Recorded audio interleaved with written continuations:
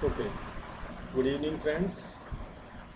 Myself Jitesh Srivastava. आज हम जो टॉपिक डिस्कस करने जा रहे हैं उसका नाम है पॉइंटर। बहुत ही इम्पोर्टेंट टॉपिक है और इनिशियल लेवल में जो प्रोग्रामर्स हैं उनके लिए सबसे टिपिकल टॉपिक है जो उन्हें सबसे ज़्यादा परेशान करता है। ओके, तो ट्राई करते हैं आज इस टॉपिक को समझने के। ठीक है, okay. First one is, what is pointer? Okay, what is pointer? Now, a pointer is a variable which stores address of another variable. सबसे important definition है, a pointer is a variable which store address of another variable. Okay. Now, structure and function that are used in the program.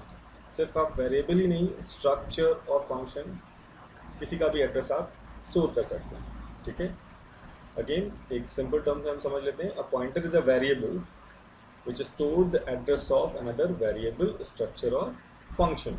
Okay, it contains only the memory location of the variable.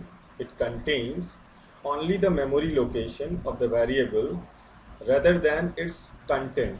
ठीक है, pointer में सिर्फ और सिर्फ हम memory location store करते हैं, हम कोई वैल्यू स्टोर नहीं करते। काफ़ी कन्फ्यूजन होती है स्टार्टिंग में कि हम पॉइंटर में कोई नॉर्मल वैल्यू भी स्टोर कर सकते हैं। पॉइंटर वेरिएबल में सिर्फ और सिर्फ आप किसी दूसरे वेरिएबल का एड्रेस स्टोर करते हैं। ओके, नाउ अब सबसे इम्पॉर्टेंट है हम यूज़ क्यों करते हैं। कोई एडवांटेज होगा तभी हम यूज़ करते हैं। तो कुछ सेट ऑफ एडवांटेज हैं जो हमने लिखी हैं। Major advantages of pointers are, it allows management of structures which are allocated memory dynamically. Okay, structure में जब हम डायनेमिक मेमोरी एलोकेशन करते हैं तो वहाँ पे पॉइंटर्स का यूज़ होता है। बहुत ही ईजी मेथड से आप उसे यूज़ कर सकते हैं। Next one, it allows passing of arrays and strings to functions more efficiently. ठीक है, एरे और स्ट्रिंग को अगर पास करना है फंक्शन में तो आप with the help of pointer मतलब एड्रेस का यूज़ करके बहुत इजी मेथड से आप एरे और स्ट्रिंग को ट्रांसफ़र कर सकते हैं। Now it makes possible to pass address of structure instead of entire structure to the function. जैसे अभी हम एरे और स्ट्रिंग की बात कर रहे थे, वैसे ही अगर हमें स्ट्रक्चर पास करना है तो हम सिंपली क्या कर सकते हैं, फंक्शन में सिर्फ स्ट्रक्चर का एड्रेस पास करके ईजिली हम कंटेंट को ट्रांसफ़र कर सकते हैं। ओके, नाउ एक सबसे इम्पॉर्टेंट पॉइंट है जो हमने नोट में मेंशन किया है। नोट, परसेंटेज यू, हमें पता है परसेंटेज यू क्यों यूज़ करते हैं, फॉर अनसाइंड इंटीजर। ठीक है, percentage u is a format specifier for printing an unsigned integer. Reason क्या है हम परसेंटेज यू क्यों यूज़ करते हैं। सपोज अगर हम परसेंटेज यू की जगह परसेंटेज डी लिखते हैं, ठीक है, तो हमें पता है परसेंटेज डी की रेंज क्या होती है, -32,768 टू +32,767। ओके, तो आपको पता है जो भी एड्रेस हम यूज़ करते हैं उसकी स्टार्टिंग कहाँ से होगी, 0, और बाकी डिपेंड करता है आपकी रैम की साइज़ पे। तो कभी भी इस रैम का एड्रेस नेगेटिव हो सकता है, नहीं हो सकता। तो इसका मतलब हमें पता है जो भी एड्रेस हम यूज़ करने जा रहे हैं उसकी वैल्यू हमेशा क्या होगी, पॉजिटिव होगी। ओके, और अगर पॉजिटिव होगी तो अगर हम यहाँ पे परसेंटेज डी यूज़ कर सकते हैं तो करेंगे तो हो सकता है कि कभी कोई वैल्यू नेगेटिव भी शो करे। ठीक है, तो इसके लिए हम क्या यूज़ करते हैं, अनसाइंड इंटीजर। अनसाइंड इंटीजर क्या करता है, जो आपके साइंड इंटीजर की जो नेगेटिव वैल्यू होती है, जो नेगेटिव पोर्शन होता है उसको पॉजिटिव साइड में क्लब कर देता है, मतलब जस्ट आपकी डबल साइज हो जाती है। ओके, इसलिए हम क्या यूज़ करते हैं, और कभी भी इसकी वैल्यू क्या होगी, नेगेटिव नहीं होगी, इसीलिए हम इसे बोलते हैं अनसाइंड इंटीजर। तो सिंपल टर्म्स में आप कहीं भी एड्रेस प्रिंट करेंगे वहाँ पे हम क्या यूज़ करेंगे, परसेंटेज यू। ओके, नाउ एक सिंपल सा एग्जाम्पल देखते हैं। अभी अगर हमें विदाउट पॉइंटर अगर हमें एड्रेस प्रिंट करना है तो हम क्या कर सकते हैं, normal void main, next one, एक वेरिएबल पहले हमने डिक्लेयर किया int i, next i equals to 10। इसका मतलब i में क्या स्टोर है, 10। और जैसे ही हम ये लाइन एग्जीक्यूट करते हैं, सपोज i एक वेरिएबल है और उसकी मेमोरी लोकेशन क्या है, address of I equals to 6542। Okay, suppose हमने एज्यूम किया है कि जैसे हमने ये वेरिएबल डिक्लेयर किया, मेमोरी में एक स्पेस क्रिएट हुई, उसका एड्रेस क्या है 6542। ओके, अब हमें क्या करना है, इस वेरिएबल का एड्रेस प्रिंट करना है और इसकी वैल्यू प्रिंट करनी है। ठीक है, तो हम एक सिंपल लाइन लिख रहे हैं, printf/n address of I equals to %u। ध्यान से देखिए, जब हमने कहा था एड्रेस प्रिंट करना है तो हम कौन सा सिंबल यूज करेंगे, %u। Okay, and i. ठीक है, अभी हम आगे पढ़ेंगे what is this. Basically and हम किस लिए यूज करते हैं, किसी भी वेरिएबल का एड्रेस शो करने के लिए। ठीक है, तो जैसे ही हम एड्रेस आई लिखेंगे तो मतलब क्या प्रिंट होगा, एड्रेस ऑफ आई। ध्यान से देखिए आउटपुट में क्या लिखा है, address of I equals to 6542। Okay, now printf/n value of I आप पहले से जानते हैं, नॉर्मल इंटीजर वेरिएबल है, फॉर्मेट स्पेसिफायर क्या होगा, %d, then simply I, value क्या है 10। ओके, आई होप ये आपको क्लियर होगा। Now operators used with pointers, बहुत इंपॉर्टेंट कॉन्सेप्ट है, operators used with pointers. There are two basic operators used with pointers. अगर ये दो ऑपरेटर्स आपने अच्छे से समझ लिए तो आपको पॉइंटर्स में कभी कोई प्रॉब्लम नहीं होने वाली। First one is address of operator. Address of operator is known as ampersand is known as address of operator। क्या यूज है इसका, the address of operator gives the address of a variable। the address of operator gives the address of a variable। जैसे अभी हमने use किया है, this is what address of operator। address of what, address of I।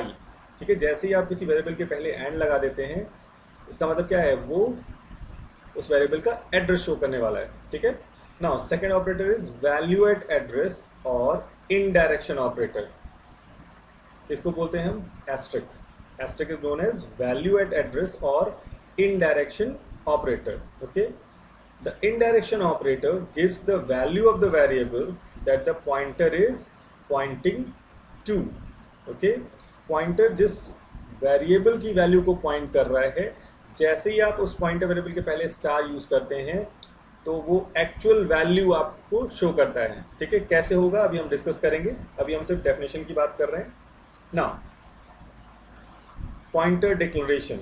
Okay, now when a pointer to any type is declared, the compiler will allocate memory only for the pointer but not for the type to which it points।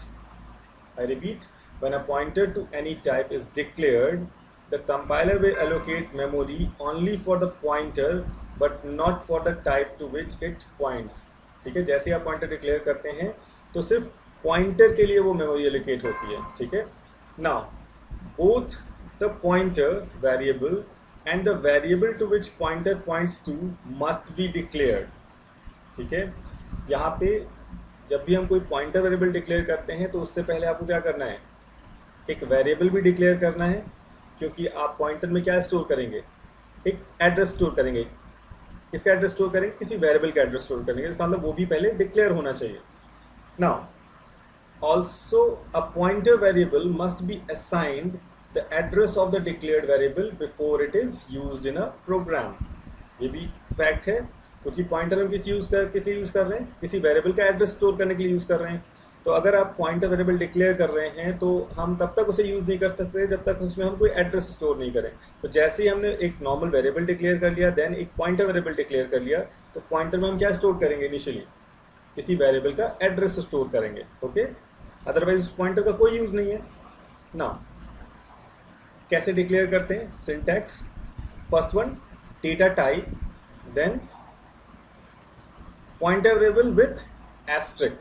ध्यान से देखिए, अगर हम normal इस asterisk को remove कर दे तो क्या है, नॉर्मल वेरिएबल।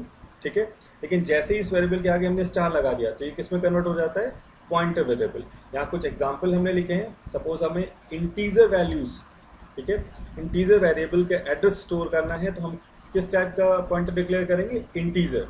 तो हमने क्या लिखा, int*p, मतलब क्या है, किसी भी नॉर्मल वेरिएबल।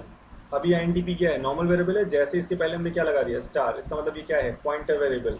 किस टाइप की वैल्यू स्टोर करेगा, इंटीजर। यहाँ थोड़ा सा कंफ्यूजन होता है स्टूडेंट को अक्सर, ये ध्यान रखिएगा, जिस टाइप का पॉइंटर डिक्लेयर कर रहे हैं उसी टाइप के वेरिएबल की वैल्यू आप एड्रेस स्टोर करेंगे। आप किसी दूसरे डेटा टाइप का एड्रेस स्टोर नहीं कर सकते। इसका मतलब अगर इंटीजर पॉइंटर है तो सिर्फ और सिर्फ इंटीजर वेरिएबल की एड्रेस स्टोर करेगा। ठीक है। Now float pointer, float asterisk f, इसका मतलब ये फ्लोट वेरिएबल का एड्रेस स्टोर करेगा। Next one char asterisk c h, इसका मतलब ये क्या स्टोर करेगा, कैरेक्टर वेरिएबल का address. Okay. Now function calls, function call से पहले हम एक बार पॉइंटर का एक छोटा सा प्रोग्राम डिस्कस कर लेते हैं। ठीक है। एक सैम्पल प्रोग्राम,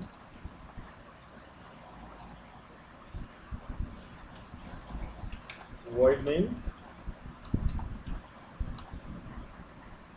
पॉइंटर की हेल्प से हम वैल्यू और एड्रेस कैसे प्रिंट करेंगे ये हम डिस्कस करने जा रहे हैं ना। int i इक्वल्स टू 10, हमने एक वेरिएबल डिक्लेयर किया, देन इनिशियलाइज किया। नाउ int इस वेरिएबल का एड्रेस स्टोर करने के लिए हम क्या करने जा रहे हैं, एक पॉइंटर वेरिएबल डिक्लेयर करने जा रहे हैं। तो टाइप भी उसका सेम होना चाहिए। हमने क्या लिखा, int star j, j is a pointer variable, और ये किसकी वैल्यू स्टोर करेगा, इंटीजर वेरिएबल की का एड्रेस स्टोर करेगा। ओके ना। j इक्वल्स टू, यहाँ से देखिए अब हम क्या करने जा रहे हैं, पॉइंटर वेरिएबल में एड्रेस स्टोर करने जा रहे हैं। तो एड्रेस किसका करेंगे, किसी इंटीजर वेरिएबल का। तो एड्रेस स्टोर करने के लिए हमने स्टार्टिंग में बताया था हम क्या यूज करते हैं, एड्रेस ऑफ ऑपरेटर। ये क्या करेगा, address of I, address of I को किस में स्टोर करने जा रहे हैं, जे में। क्यों यूज हम स्टोर कर सकते हैं, क्योंकि ये एक पॉइंटर वेरिएबल है। और अभी हमने डेफिनेशन पढ़ी थी, pointer is a variable which stores the address of another variable. Okay. Suppose अब यहाँ पे थोड़ा सा ज़्यादा लॉजिकल लगेगा अगर हम स्टार्टिंग में ही देख लेते हैं। एड्रेस ऑफ आई, सपोज जैसे हमने ये वेरिएबल डिक्लेयर किया, इसका साइज इसका एड्रेस क्या है, 6954। ओके। नाउ जैसे हमने जे डिक्लेयर किया, इसका एड्रेस क्या है, address of j equals to suppose 4025। Okay. Memory में कहीं स्पेस है, ये कुछ भी हो सकता है। जब आप अपने सिस्टम में रन करेंगे एड्रेस कुछ भी हो सकता है, रन टाइम में कोई भी मेमोरी एलोकेट हो सकती है। नाउ अब हमने क्या किया, जे में क्या स्टोर कर रहे हैं, एड्रेस ऑफ आई। हमने क्या लिखा, जे इक्वल्स टू एड्रेस ऑफ आई। इसका मतलब हम जे में क्या स्टोर कर रहे हैं, 6954। ठीक है। आई होप ये 3 लाइन्स आपको क्लियर होंगी ना। वन बाय वन हम क्लियर करते हैं। /n address of I equals to, अगर एड्रेस प्रिंट कर रहे हैं तो हम क्या लिखने जा रहे हैं, %u। ठीक है। इसके हम 3 डिफरेंट मेथड्स ट्राई करेंगे।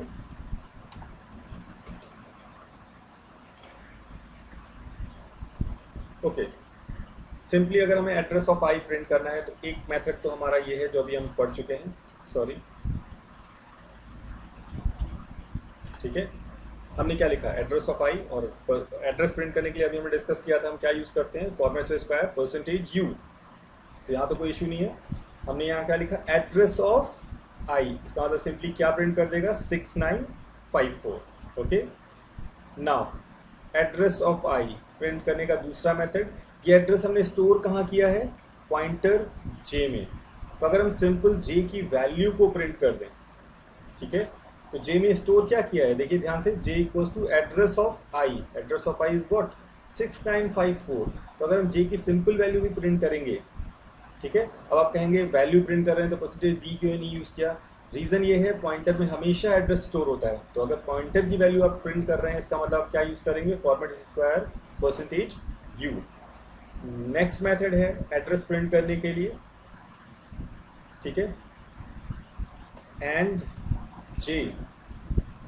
अब ध्यान से देखिए क्या ये सही है, हमने क्या लिखा, address of I equals to %u and j. And j का मीनिंग क्या है, address of j, and address of j is what, 4025। क्या ये आई का एड्रेस हो सकता है, नहीं। तो ये क्या है, एड्रेस ऑफ जे। ओके, यहाँ पे हमने दो मेथड डिस्कस किए आई के एड्रेस को प्रिंट करने के लिए। First one is and i and second one हम डायरेक्ट जे की वैल्यू को प्रिंट कर सकते हैं। Okay, now printf slash n now value of i. अब अगर हम वैल्यू की बात करें, इंटीजर वैल्यू है तो हम किसके थ्रू प्रिंट करेंगे, परसेंटेज टी। ओके, नाउ कुछ डिफरेंट मेथड्स ट्राई कर लेते हैं।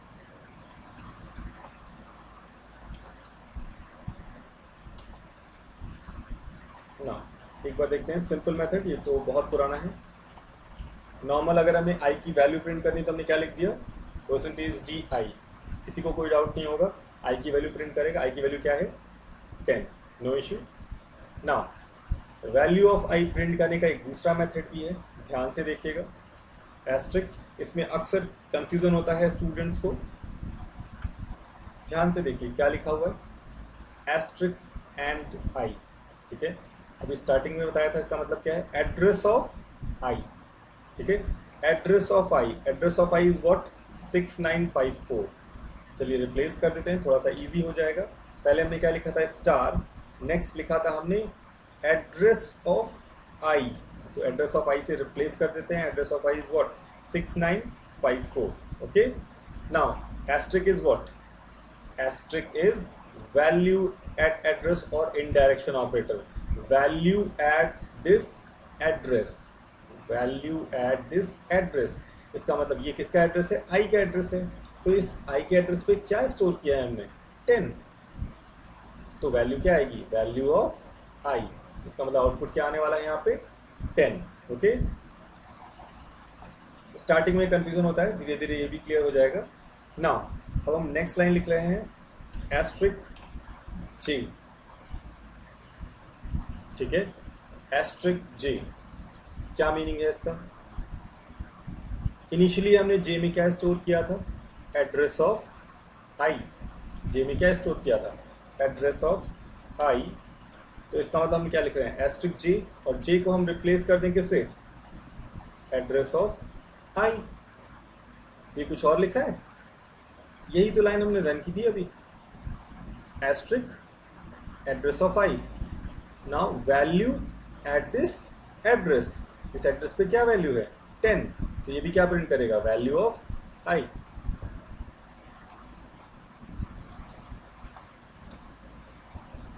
ठीक है, तो यहाँ पे क्या है, फर्स्ट टू लाइंस में हम क्या प्रिंट कर रहे हैं, आई का एड्रेस प्रिंट कर रहे हैं, नेक्स्ट लाइन में हम जे का एड्रेस प्रिंट कर रहे हैं, एंड लास्ट 3 लाइंस में हम क्या प्रिंट कर रहे हैं, वैल्यू ऑफ आई। ठीक है, तो एक सिंपल यूज था। ठीक है, आई होप आपको समझ में आया होगा। नाउ नेक्स्ट इंपॉर्टेंट टॉपिक जो हम पॉइंटर्स में पढ़ते हैं, इसमें काफ़ी क्वेश्चंस आते हैं और काफ़ी डाउट भी होता है, function calls. Okay, now there are 2 types of function calls, or there are 2 function calls in C. First one is call by value and second one is call by reference. Okay, call by value and call by reference. Now what is call by value? ठीक है, इसके name से ही clear होता है, जिस function call में हम direct value pass करते हैं वो क्या होगा, कॉल बाय वैल्यू, और जिस फंक्शन कॉल में डायरेक्ट रेफरेंस का मतलब है एड्रेस, जिस फंक्शन कॉल में हम डायरेक्ट एड्रेस पास करते हैं वो क्या होगा, कॉल बाय रेफरेंस। एक बार डेफिनेशन भी देख लेते हैं। Now first one, call by value, इसका एक प्रोग्राम भी डिस्कस कर लेंगे। Now in this method the value of each of the actual arguments in the calling function is copied into corresponding formal arguments of the called function। ध्यान से देखिए, यहाँ पे क्या करते हैं, वैल्यू। ठीक है, इस मेथड में हम जो भी आर्गुमेंट यूज कर रहे हैं उसकी एक्चुअल वैल्यू को क्या करते हैं, पास करते हैं। ठीक है, इसीलिए हमने क्या लिखा है, call by value. Now with this method the changes made to the formal argument is the called function in the called function have no effect on the values of actual arguments in the calling function। यहाँ पे हम कर क्या रहे हैं, जिस function से हम कॉल करते हैं, ठीक है, यहाँ पे हम क्या यूज़ करेंगे, वॉइड मेन से किसी फंक्शन को कॉल करेंगे। तो जैसे ही आपने वैल्यू को पास किया, ठीक है, तो फंक्शन में तो आप चेंजेस कर रहे हैं, लेकिन जो एक्चुअल वैल्यूज़ हैं, जो एक्चुअल आर्गुमेंट्स हैं, उनमें कुछ सिर्फ चेंजेस किस में होगा, फॉर्मल आर्गुमेंट्स में। इसका मतलब जहाँ पे आप फंक्शन में जो टास्क परफॉर्म कर रहे हैं वहाँ तो चेंजेस हो जाएंगे, लेकिन जो एक्चुअल आर्गुमेंट है वो एज इट इज़ होंगे, ठीक है। इसके एग्जाम्पल से समझते हैं, थोड़ा ज़्यादा क्लियर होगा ना। बहुत ही कॉमन क्वेश्चन आता है, write a C program to swap two values by using call by value, ठीक है। Write a C program to swap two values by using call by value. Now void main, okay, next one, two values, int a equals to 10 and b equals to 20, okay। Now हम call by value के लिए function जो बना रहे हैं, swap differentiate करने के लिए कॉल बाय वैल्यू हमने क्या यूज़ कर लिया, v, और कॉल बाय रेफरेंस में क्या यूज़ करेंगे, r। हमने क्या कहा, हम वैल्यूज़ पास कर रहे हैं, ठीक है। तो वैल्यूज़ पास करने का मतलब क्या है, सिंपली हम यहाँ पे दो आर्गुमेंट यूज़ करेंगे। दो आर्गुमेंट कौन कौन से हैं, a एंड b। और जैसे ही हम ये फंक्शन कॉल कर रहे हैं, इसका मतलब हमें एक प्रोटोटाइप लिखना होगा ना, void swap v, ओके। दोनों इंटीजर वेरिएबल हैं, ओके। तो हमने यहाँ पे लिखा int x int y and then semicolon, okay. Next one, printf /n value of a equals to %d and b equals to %d after swapping now a and b, okay. और यही same message हम print कर लेते हैं swapping call करने से पहले। तो value of a and b before swapping, ठीक है। नाउ हमने इसे क्लोज कर दिया। नाउ अब हमें क्या लिखना है, function definition void swap v, okay, int x int y। ध्यान से देखिए, सॉरी यहाँ पे स्पेस होना चाहिए। हम a की वैल्यू पास कर रहे हैं, वो किस वेरिएबल में स्टोर होगी, int x। देन हम b की वैल्यू पास कर रहे हैं, वो किस में स्टोर होगी, int y, ओके। नाउ अब हमें दोनों वैल्यूज को स्वैप करने के लिए थर्ड वेरिएबल की रिक्वायरमेंट है, तो हमने एक वेरिएबल ले लिया है int z। नाउ बहुत ही कॉमन प्रोग्राम है, आप सब जानते होंगे, z equals to x, now x equals to y, next y equals to z, ठीक है ना। हमने एक्स वाई में टास्क परफॉर्म किया है, तो वैल्यूज भी एक्स वाई के फॉर्म में प्रिंट होंगी, value of x and y after swapping, ठीक है। नाउ हमने फंक्शन को क्लोज कर दिया। अब ध्यान से देखिए, एक्चुअल आर्गुमेंट कौन से हैं, a and b. Formal argument कौन से हैं, एक्स एंड वाई। अब ध्यान से देखिए, हमने कॉल बाय वैल्यू का यूज़ किया है। कॉल बाय वैल्यू का मतलब हमने क्या बताया था, हम वैल्यूज़ को पास करते हैं, ठीक है। तो हम यहाँ वैल्यूज़ को पास करें, हमारा टारगेट क्या था, हमें ए और बी की वैल्यूज़ को स्वैप करना था, ठीक है। हम स्वैपिंग तो परफॉर्म कर रहे हैं, लेकिन ध्यान से देखिए, पहले हम इसका रिजल्ट शो कर देते हैं आपको। इसका रिजल्ट क्या होगा, आउटपुट फर्स्ट लाइन इज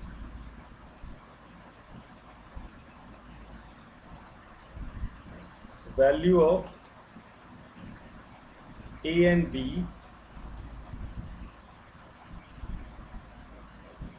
ठीक है। Now value of a and b after swapping, okay।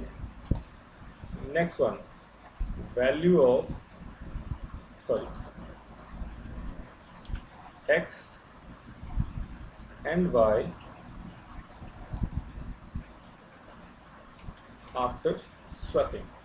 अब जरा ध्यान से देखिए, ठीक है, अभी जो रिजल्ट है वो कुछ ऐसा आएगा। ओके, ना स्टार्ट करते हैं।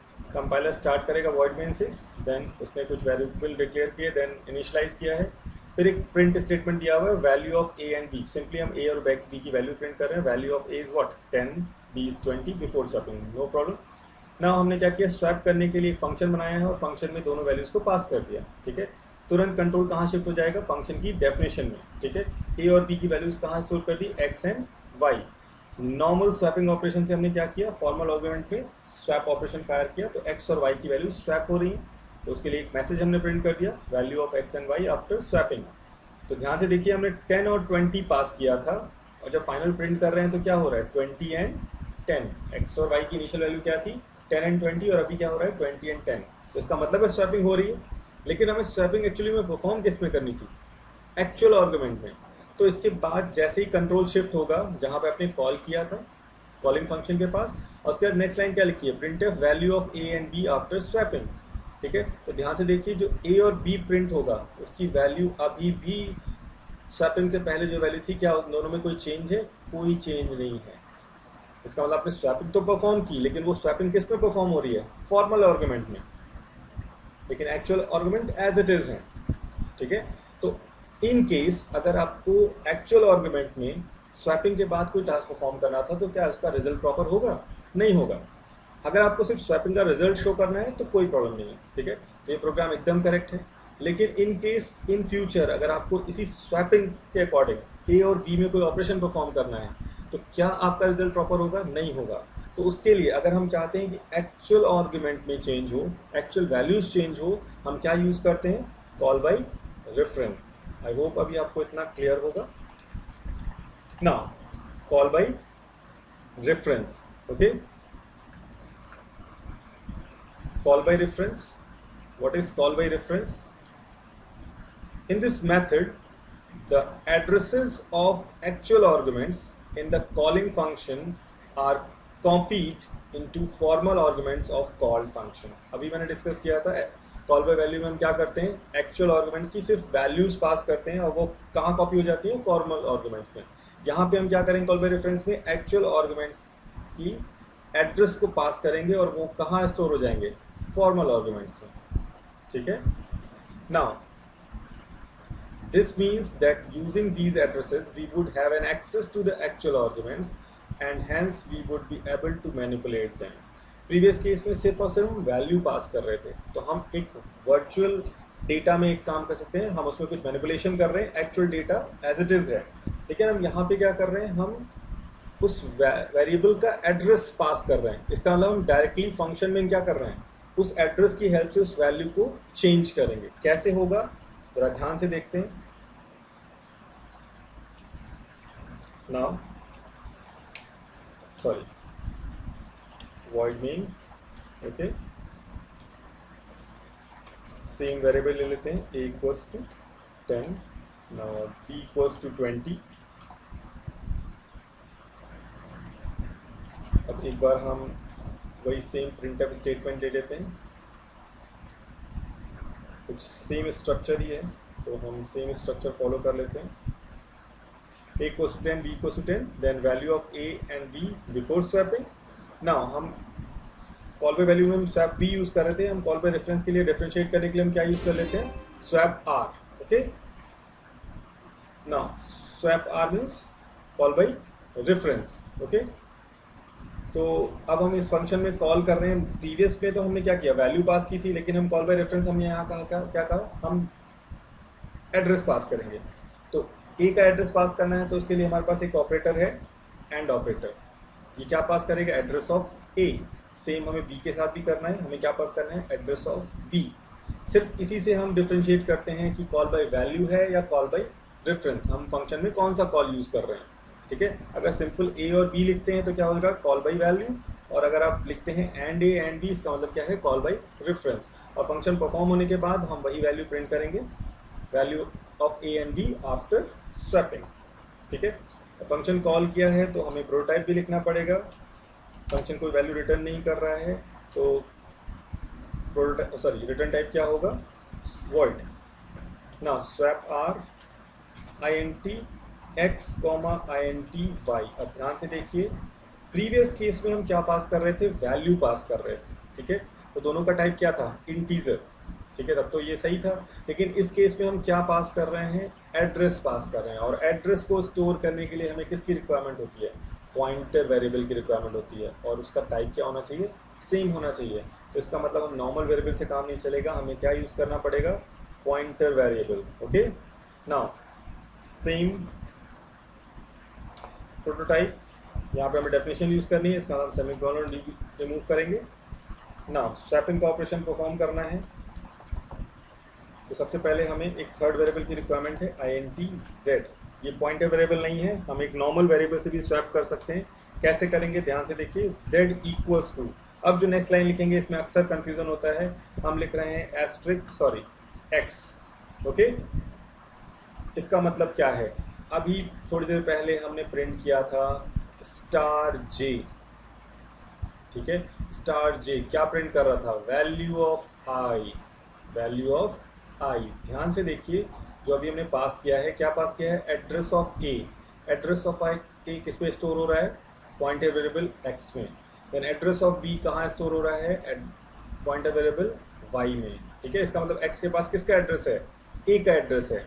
लेकिन जैसे ही हम लिखते हैं एस्ट्रिक x, इसका मतलब क्या है, वैल्यू एट दिस एड्रेस, और इसके पास किसका एड्रेस है, a का एड्रेस है।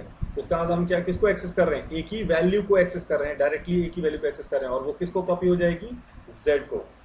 Now asterisk x equals to asterisk y, ठीक है। एस्ट्रिक x अभी हमने डिस्कस किया है, वैल्यू ऑफ x, ठीक है, and asterisk y value of b, ठीक है। तो b की वैल्यू हम किस में कॉपी कर रहे हैं, a की वैल्यू में कॉपी कर रहे हैं। यहाँ ध्यान से देखिए, हम डायरेक्टली एड्रेस को एक्सेस कर रहे हैं, ठीक है। तो जो भी चेंजेस होंगे वो एक्चुअल आर्गुमेंट में चेंजेस होंगे। Now asterisk y equals to z, जो z की वैल्यू हमने कहाँ कॉपी कर दी, asterisk y, that means value at this address, किस एड्रेस पे, जहाँ पे b वेरिएबल स्टोर है। ओके, नेक्स्ट हमें प्रिंट करना है,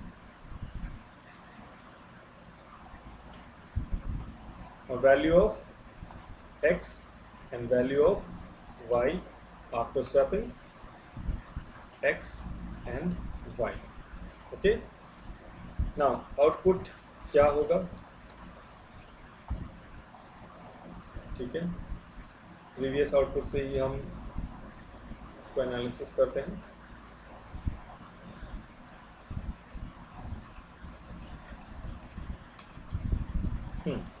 अब ध्यान से देखिए आउटपुट कैसा आ रहा है, ठीक है। इनिशियली a और b की वैल्यू क्या थी, 10 and 20। ओके, नाउ हमने उस वैल्यू को प्रिंट किया, value of a and b before swapping. तो कोई चेंजेस नहीं किया है, तो क्या प्रिंट होगा, a is equal to 10, b equal to 10 before swapping, no problem.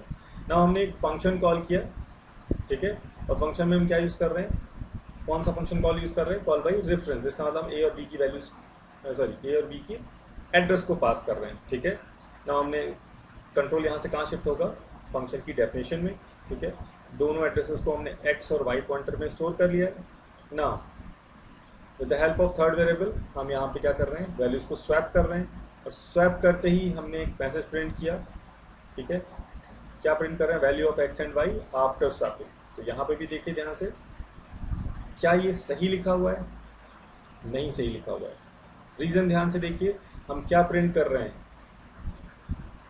हमने यहाँ पे पॉइंटर वेरिएबल्स यूज़ किए हैं, और हम यहाँ क्या प्रिंट कर रहे हैं, x और y। और अगर हम x और y लिखेंगे, इसका मतलब क्या होगा, ये क्या प्रिंट करेगा, वैल्यू ऑफ x, और वैल्यू ऑफ x क्या है, वैल्यू ऑफ x क्या है, address of a, and value of y क्या है, एड्रेस ऑफ b।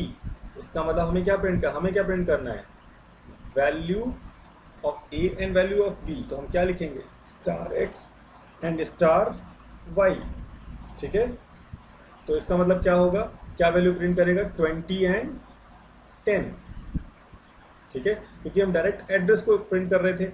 एड्रेस के थ्रू अगर हम देखेंगे तो यहाँ क्या लिखा है, वैल्यू एट दिस एड्रेस, और इस x में क्या स्टोर है, एड्रेस ऑफ ए, इसका मतलब एस्ट्रिक एक्स का मतलब क्या है?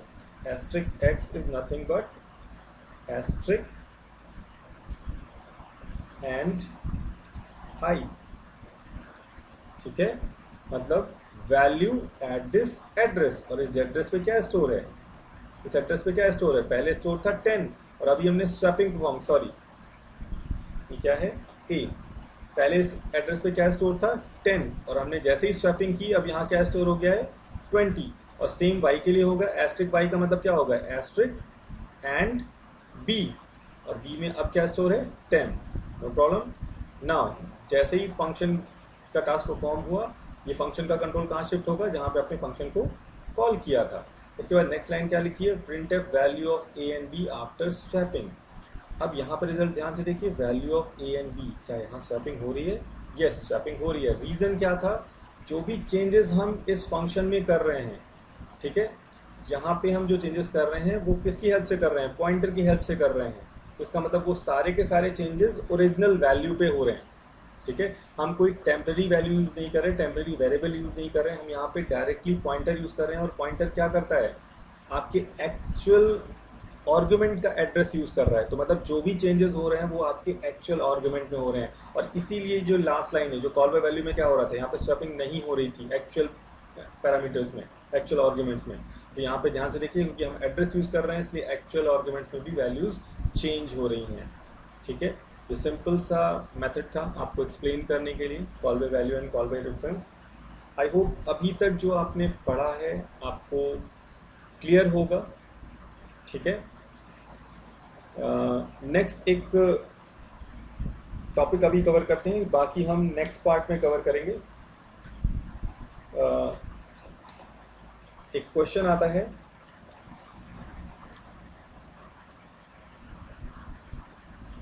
write a C program to display an array element with the help of pointer.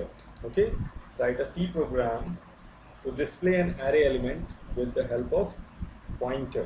Okay, अब हमें array के एलिमेंट को प्रिंट करना है पॉइंटर की हेल्प से। कैसे करेंगे? ट्राई करते हैं। void main, सपोज एक एरे ले लेते हैं int a. Okay, now values 10, 20, 30 and 40, ठीक है। वैसे तो साइज ऑप्शनल होता है, लेकिन फिर भी हम साइज डिक्लेयर कर देते हैं यहाँ पे A4, ठीक है। अब हम डायरेक्ट, वैसे तो हमें पता है कि हम अगर हमें एरे के वैल्यूज़ को प्रिंट करना है तो हम क्या यूज़ करते हैं? फॉर लूप यूज़ करते हैं, और प्रिंटफ में क्या लिख देते हैं? A of I, 1 by 1 index value increase करते हैं और 1 by 1 वैल्यूज प्रिंट हो जाती हैं। लेकिन हमें डायरेक्ट ए से हमें प्रिंट नहीं करना है, इस बार हमें पॉइंटर की हेल्प से इस एरे के कंटेंट को प्रिंट करना है, ठीक है। तो अगर ऐसा करना है तो हमें क्या करना होगा? हमें रिक्वायरमेंट होगी पॉइंटर वेरिएबल की, तो हम एक पॉइंटर वेरिएबल यूज़ कर रहे हैं int स्टार p, ठीक है। और जैसे ही हमने ये लाइन लिखी, हम यहाँ पे क्या कर रहे हैं? एक पॉइंटर वेरिएबल डिक्लेयर कर रहे हैं ना। पॉइंटर वेरिएबल का यूज़ तब तक नहीं हो सकता जब तक हम उसमें कोई एड्रेस स्टोर नहीं करते, ठीक है। तो हमें क्या करना है? हम सिर्फ और सिर्फ अगर हम फर्स्ट एलिमेंट का एड्रेस स्टोर कर दें तो हमारा काम हो जाएगा। कैसे होगा हम अभी बताते हैं। Now p equals to address of A0, ठीक है।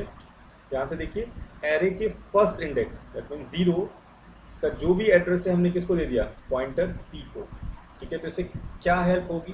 ध्यान से देखिए, एरे की डेफिनेशन आपको याद होगी। Array is a collection of homogeneous elements और similar elements which store in a consecutive और कॉन्टिग्यूअस मेमोरी लोकेशन। मतलब सारे के सारे एलिमेंट्स कॉन्जिक्यूटिव मेमोरी लोकेशन में होते हैं।